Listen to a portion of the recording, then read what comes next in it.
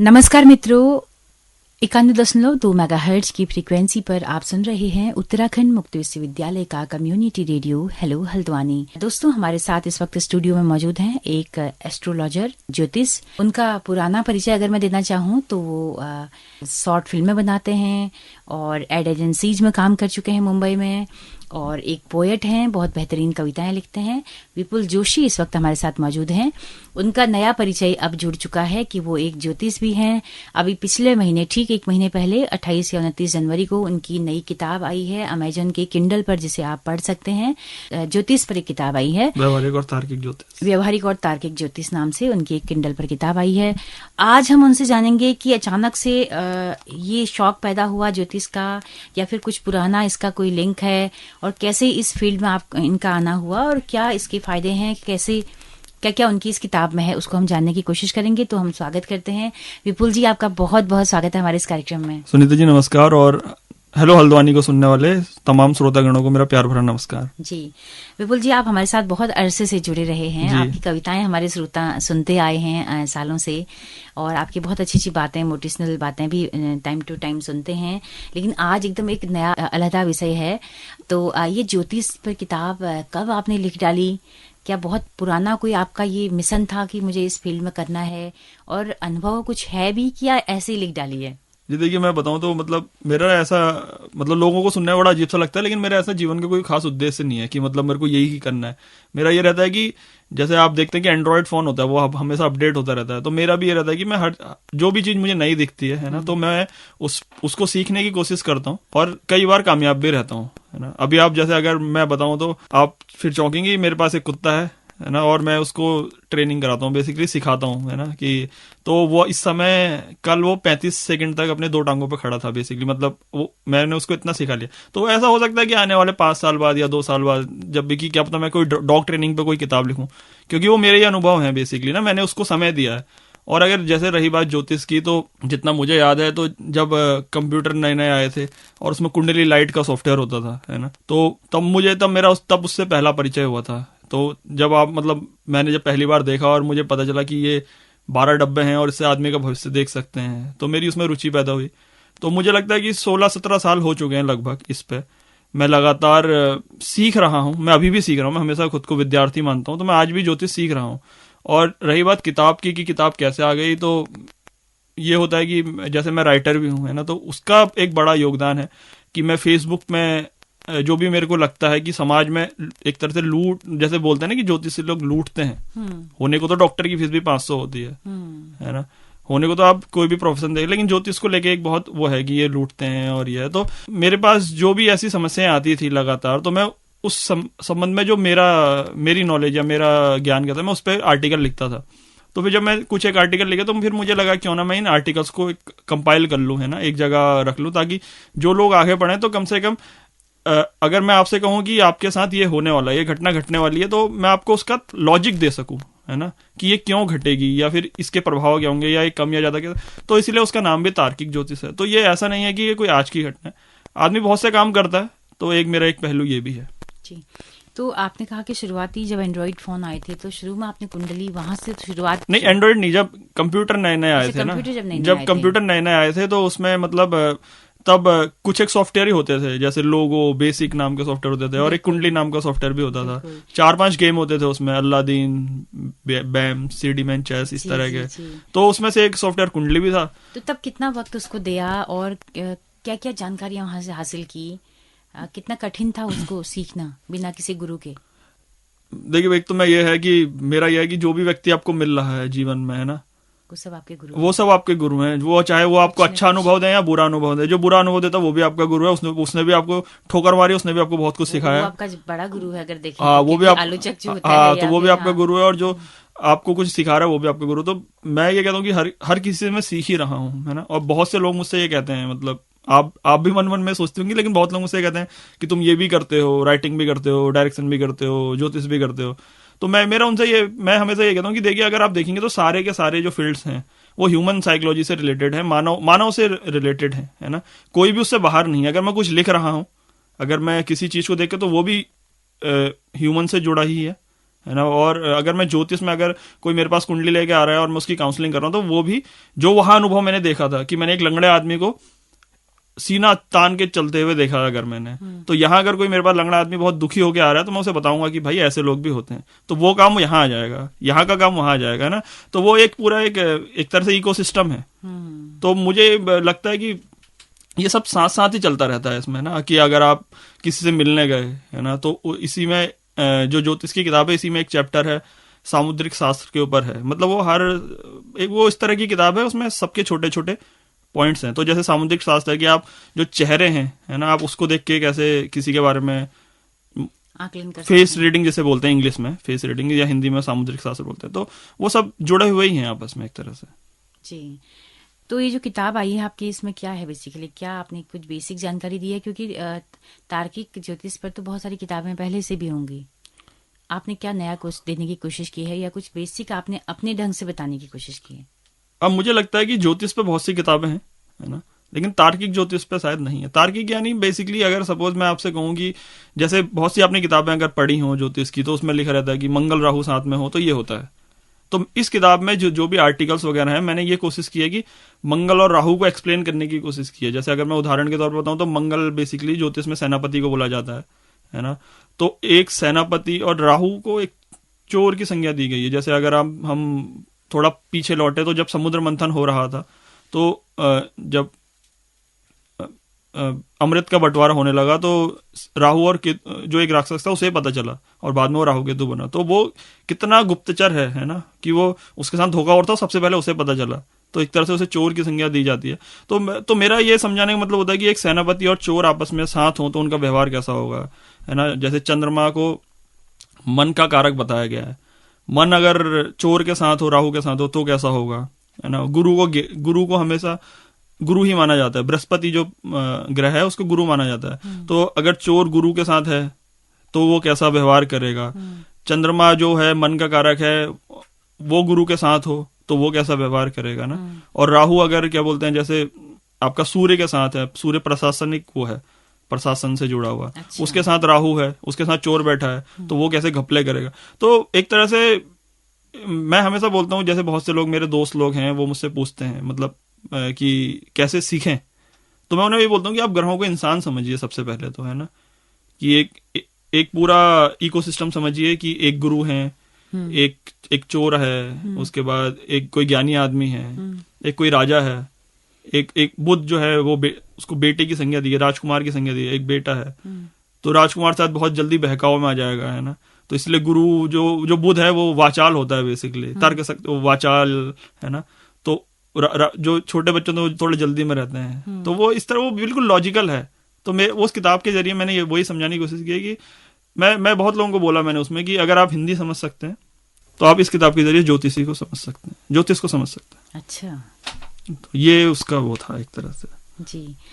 तो ज्योतिष जैसे हम कहें कि एक तरह से कई लोग विश्वास नहीं करते हैं ज्योतिष पर ना, जो विज्ञान की बात करते हैं, जो लॉजिक की बात करते हैं, आपने भी इसमें लॉजिकल जोड़ा है, तो लागू होता है, कहीं इम्प्लीमेंट होता है? देखिए, जो हमारे जीवन मैं आपको बताऊं तो जो लोग विश्वास नहीं करते हैं उनकी कुंडली में योग भी वैसे ही होते हैं। अच्छा। जो मुझे लगता है, जितना मैंने देखा है, कि जो लोग विश्वास नहीं करते हैं तो उन लोगों की कुंडली में योग भी वैसे होते हैं। और रही बात ज्योतिष की, तो उसमें देखिए दो चीजें हैं, है ना।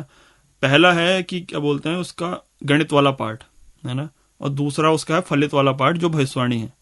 तो अच्छा, गणित और फलित, हाँ, दो पार्ट हैं। तो जो गणित वाला पार्ट है ना, तो जिस दिन अमावस्या होगी, तो गणित वाला पार्ट यह है कि वर्तमान में ग्रहों की स्थिति कैसी है। अगर आप क्या बोलते हैं, जिस दिन अमावस्या होगी उस दिन सूर्य और चंद्रमा साथ होंगे ही होंगे, है ना। वो गणित है बेसिकली। तो और अगर पूर्णमासी है तो सूर्य और चंद्रमा के आपस में बराबर दूरी पे होंगे, सातवें घर पे होंगे, तो वो तो गणित है। तो वो जो कुंडली बननी है वो तो आप कहीं बनवा लो, है ना। वो जो नहीं मानता यानी उसको गणित भी नहीं आती, वो इतना बेवकूफ है कि वो उसको गणित भी नहीं आती। मतलब अगर मैं थोड़े कटु शब्दों में बोलूं तो वो इतना बेवकूफ है, उसे गणित भी नहीं आती। अब आता है कि उसका फलित वाला पार्ट, है ना। तो मैं हमेशा बोलता हूँ, देखिए कि ये मतलब हम ना भौतिकवादी युग में जी रहे हैं।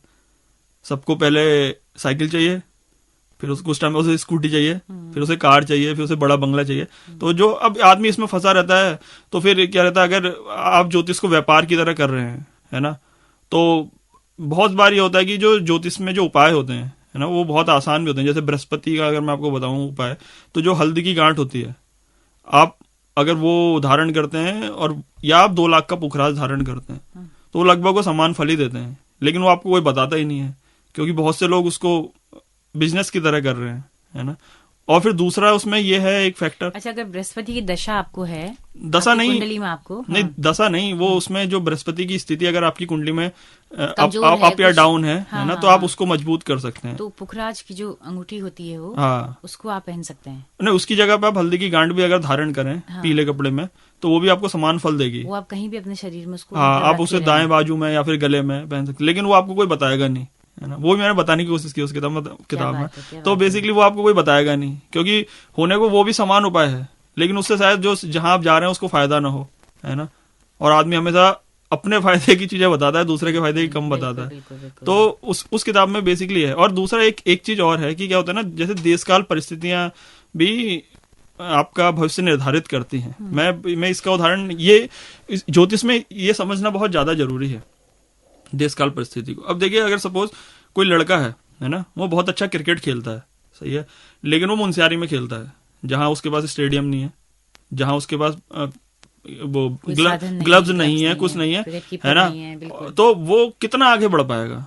नहीं बढ़ पाएगा ना। लेकिन अगर वो दिल्ली में होगा वही लड़का, तो वो शायद उसको वैसा ही ग्रुप मिल जाएगा। तो वो देशकाल परिस्थिति की आप कहाँ जन्म ले रहे हैं उसका भी आप पे बहुत फर्क पड़ता है। तो वही आपकी कुंडली में जो फलादेश में जो देखने वाला है, उसको उस वहां का ज्ञान भी होना चाहिए।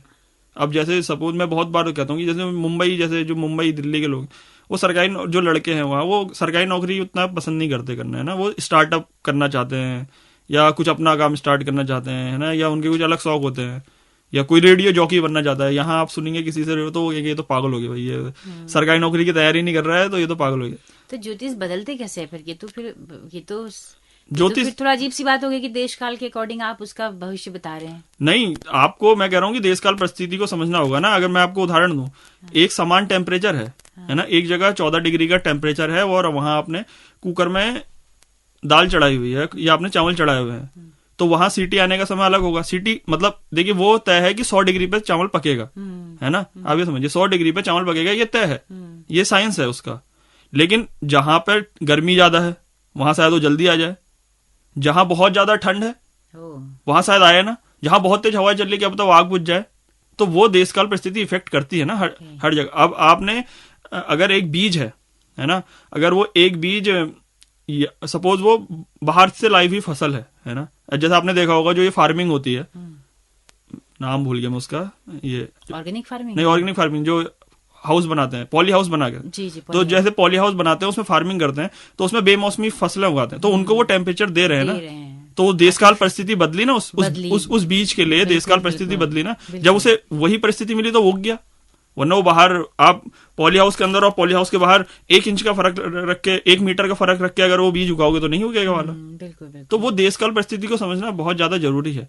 मतलब ऐसा हो सकता है, जैसे मैं उसमें एक टॉपिक है राजयोग, है ना। बहुत से लोग कहते हैं अरे इसकी कुंडली में तो राजयोग है ना, तो सरकारी नौकरी लगेगी। तो उसका कभी भी ये जो जितना मैं समझ पाया, उसका कभी भी ये मतलब नहीं होता कि राजयोग है तो सरकारी नौकरी लगेगी। उसका ये मतलब होता है कि राजा से आपके संबंध कैसे रहेंगे, है ना। और वो राजा कोई भी हो सकता है, वो आपके शहर का विधायक हो सकता है, वो आप जहां नौकरी कर रहे हैं वहां का बॉस हो सकता है, वो जो आदमी डिसीजन लेता है, वो आपके परिवार का मुखिया भी हो सकता है। क्या पता वो कमा रहा है और आपको पॉकेट मनी बहुत ज्यादा दे रहा है ना, तो आपका मुखिया भी हो सकता है। और उसमें भी फिर यह है कि देखिए, राजा को तो हर कोई जानता है। राजयोग को आप ऐसे समझिए, मैंने उसमें एक टॉपिक में लिखा भी है कि राजा को तो हर कोई जानता है, उसकी अहमियत नहीं है उस आदमी की। राजा किसको जानता है, उसकी अहमियत है ना। सही बात है ना। मैं तो वो है राजयोग कि मैं ऐसे तो मैं बहुत लोगों को जानता हूँ, है ना, वो मुझे जानते हैं कि नहीं जानते हैं, उनके साथ मेरा व्यवहार कैसा है, वो राजयोग है कि मेरे एक फोन पे वो उपस्थित होंगे कि नहीं होंगे। तो विपुल, आपने अपनी कुंडली देखी कि नहीं देखी? मैं देखी अपनी आपकी कुंडली में क्या बनना लिखा है? हम तो समझते थे कि आप एक बड़े कवि बनेंगे, फिर हमें कभी लगता था कि आप तो फिल्म मेकर हैं, बहुत अच्छी फिल्में आप बनाते हैं, तो आप इस इंडस्ट्री को आगे बढ़ाएंगे। नहीं तो मैं वही बोलता हूँ ना, देखिए मेरा कोई भी काम छूटा नहीं है। आज सोमवार का दिन है, ये जब तक आएगा तो ये आज सोमवार का दिन है, आज मैं ज्योतिष पे आपसे बात कर रहा हूँ। हाँ। कल संडे था तो कल मैं एक ओपन माइक में गया था, तो वहां भी मेरे लिए बहुत अच्छी तालियां बजी। अच्छा। है ना। और आज सुबह मैं अपने कुत्ते को प्रैक्टिस करा गया हूँ, तो वो भी 2 टांगों पे चल रहा था। तो मैं कभी भी कुछ ना छोड़ता नहीं हूँ, है ना। और अगर फिल्मों पे बात करें तो कल मंगलवार है, शिवरात्रि की छुट्टी है। हाँ। तो कल मेरा एक दोस्त है, कल हम फिल्मों पे बात करेंगे, हम 2 फिल्में बनाएंगे। अच्छा। है ना। और जहां मैंने एमए साइकोलॉजी किया है तो मैं कुछ स्कूलों में इंटरव्यू भी दे के आ रखा हूँ कि काउंसलर के लिए, एज ए काउंसलर या फिर एक्टिविटी क्लासेस, क्योंकि मुझे यहाँ बच्चे ढूंढने में या फिर जो एक्टर ढूंढने में दिक्कत होती है, तो मैं छोड़ता नहीं हूँ। मुझे लगता है। तो साइकोलॉजी आपका पूरा हो चुका है? हाँ, मेरा एमए हो चुका है। अच्छा, तो अब आप एलिजिबल हैं काउंसलर्स के लिए? जैसे स्कूलों में, प्राइवेट स्कूलों में आजकल मैंडेटरी है कि काउंसलर होने चाहिए, हर जगह होने चाहिए आजकल तो काउंसलर। अब मैं तो एलिजिबल हूँ, लेकिन पता नहीं क्या चीजें होती नहीं है, क्योंकि अभी हाल में मैं उदाहरण बताऊँ तो मैंने विज्ञापन देखा था, तो जब मैं वहां गया तो उन्होंने बोला कि हम तो सिर्फ महिलाओं को ही वरीयता देंगे। तो मैंने कहा ये तो आपने लिखा ही नहीं था उसमें। उन्होंने कहा ये तो अब है कि शायद मैं एलिजिबल हूँ, लेकिन यह है कि मैं एलिजिबल नहीं भी हूँ तो जो मैंने आपको बोला कि मैं जो भी काम करता हूँ पूरे मन से करता हूँ ना, तो मैं अपनी डिग्री को सिर्फ कागजों तक नहीं रखना चाहता। अगर मुझे किसी भी जहां भी मौका मिलेगा, मैं पैसे नहीं भी मिलेंगे मैं तब भी काम करूंगा। तो मेरा वो है। तो विपुल, आपने ज्योतिष में कुछ कोर्स किया है? हाँ, तो एक तो मैं अगर बताऊं तो ज्योतिष में लगभग मुझे 15-16 साल वैसे हो गए, लेकिन उसके बाद मेरा ज्योतिष में डिप्लोमा हो चुका ओपन यूनिवर्सिटी से ही। अच्छा। और उसके बाद मेरा अभी ज्योतिष में एमए चल रहा है। और आज मैं वास्तु में एडमिशन लूंगा, है ना। आज लास्ट डेट है, तो आज मैं वास्तु में एडमिशन लेने आया हूँ। तो ऐसा नहीं है कि वास्तु में डिप्लोमा के लिए? हाँ, वास्तु में डिप्लोमा के लिए, क्योंकि एक डिग्री और एक डिप्लोमा आप कर सकते हैं। वास्तु मतलब वास्तु शास्त्र जो हम बोलते हैं, जिसके अकॉर्डिंग घर ऐसे होना चाहिए, ये ऐसे होना चाहिए, जो तमाम सारे हम जो नियम बनाते हैं, वो ज्योतिष से बिल्कुल अलग होता है या मिलती जुलती चीजें हैं? आप देखिए, तो वो एक तरह से ना एक अगर एक बड़ा वृक्ष है ना, वो सब उसी की कोई पत्ता है, कोई फूल है ना, तो वो सब वो एक ही उसके आता है कि मतलब क्या है, जो जड़ क्या है उसकी, जो मुझे लगता है जड़ यह है कि एक सात्विक जीवन, एक कसा हुआ जीवन जो जीना, जिसे वो सिखाता है आपको ज्योतिष हमेशा, कि आप एक सीधी लाइन में चलते रहें, है ना। तो मुझे लगता है फिर आपको मुश्किलें आएंगी, मुश्किलें सबके साथ आती हैं, लेकिन आप उसको ऐसा डट के सामना करेंगे कि मुश्किलें भी गई, मजा आ गया। क्या बात है। तो ये मुझे लगता है जी। तो विपुल, आपकी किताब हमने पढ़ी नहीं है, पढ़ के हो सकता है कि हम और कुछ चर्चा आपसे करना चाहें जी। आज सुबह जानकारी के लिए था कि हमारे लिसनर्स तक की बात पहुंचे। और आप बिल्कुल थोड़ा सा जुदा और थोड़ा दुर्लभ किस्म के प्राणी हैं आप। नहीं, तो ऑब्वियसली आपने अच्छा कुछ लिखा होगा, कुछ अलग हट के दिया होगा। तो हाँ, मतलब मैं अगर कोई मुझसे समरी में पूछे उस किताब की, तो मैं ये कह सकता हूँ कि अगर आपको हिंदी आती है तो उस किताब को पढ़ने के बाद आपको इतनी ज्योतिष तो आ जाएगी कि कोई आपको लूट नहीं पाएगा। मेरा वही उद्देश्य भी है बेसिकली। मैं हमेशा यही कहता हूँ कि जैसे मैं पोएट्री के फील्ड में मैं ओपन माइक करवाता हूँ, है ना, या मैं शॉर्ट फिल्म बनाता हूँ, तो मैं हमेशा नए लोगों को मौका देने की कोशिश करता हूँ। मतलब मैं ये चाहता हूँ कि जैसे मैं पॉलिटिक्स में भी मेरे कुछ एक चीजें चलती रहती हैं, तो मैं ये कहता हूँ कि जो नया व्यक्ति है, जो उस फील्ड में नया आ रहा है, कम से कम मैं अगर मैं उसको बचाने में कामयाब रहा, है ना, क्या बात है, तो मेरा जीवन सफल है। मुझे उससे ज्यादा की कोई उम्मीद भी नहीं है, और मेरे को ये भी नहीं है कि मैं उसको बचा लूं तो वो मेरे काम आए। मुझे उससे ये भी उम्मीद नहीं है। मैं बस ये है कि जो मेरे कर्तव्य है, मेरे दायित्व है, मैं वो निभा लूं अपनी तरफ से पूरी ईमानदारी से। बाकी दुनिया की भाड़ में, सही में। तो ये है। बहुत अच्छी बात है विपुल, बहुत अच्छी बातें आपने बताई। आपका बहुत बहुत शुक्रिया, धन्यवाद। तो ये किताब जो है वो हम अमेजन पे, उसके किंडल पर हम इस किताब को पढ़ सकते हैं। हाँ, जिसके पास भी किंडल एडिशन है, अमेजोन है, वो उसे पढ़ सकता है। और बाकी यह है कि अभी तो फिलहाल इस पे अभी मैं जो इसका वैसे आती है किताब हार्ड बॉन्ड पे या पेपर बैक पे, उसके लिए कोशिश नहीं की, लेकिन एक मेरा फ्रेंड है, वो इसे इंग्लिश में ट्रांसलेट कर रहा है। तो एक बार इसे ये इंग्लिश में ट्रांसलेट हो जाएगी तो हम फिर उसके लिए आगे बढ़ेंगे, पब्लिश करेंगे, फिर हम पब्लिश के लिए जाएंगे या सोचेंगे। ओके, चलिए, बहुत बढ़िया, क्योंकि ऐसी अच्छी किताब है तो फिर वो सभी को अवेलेबल होनी चाहिए हर भाषा में। हाँ। तो बहुत शुक्रिया विपुल, आपका बहुत बहुत शुक्रिया। तो दोस्तों, आप सब इस कार्यक्रम को सुन रहे थे। अगर ये कार्यक्रम आपको पसंद आया हो, विपुल की जो शख्सियत है वो आपको पसंद आई हो, उनकी बातें पसंद आई हो, ये किताब के बारे में चर्चा आपको पसंद आई हो, तो ये किताब आप जरूर पढ़िएगा। तो इस कार्यक्रम का फीडबैक हमें जरूर दीजिएगा। जैसा कि हम बताते हैं कि हमारा रेडियो एक कम्युनिटी रेडियो है, जिसकी पहुंच रेडियो में केवल हल्द्वानी शहर तक है। लेकिन अगर आप दूर दराज पहाड़ों में या देश के किसी भी हिस्से में इस रेडियो को सुनना चाहते हैं, तो हमारे यूट्यूब चैनल के जरिए आप इस रेडियो को सुन सकते हैं। हेलो हल्द्वानी नाम से हमारा यूट्यूब चैनल है, फेसबुक पेज है। तो आपके फीडबैक का हमें बहुत बेसब्री से इंतजार रहेगा। इसके साथ अपनी रेडियो मित्र सुनीता भास्कर को दीजिए इजाजत। नमस्कार।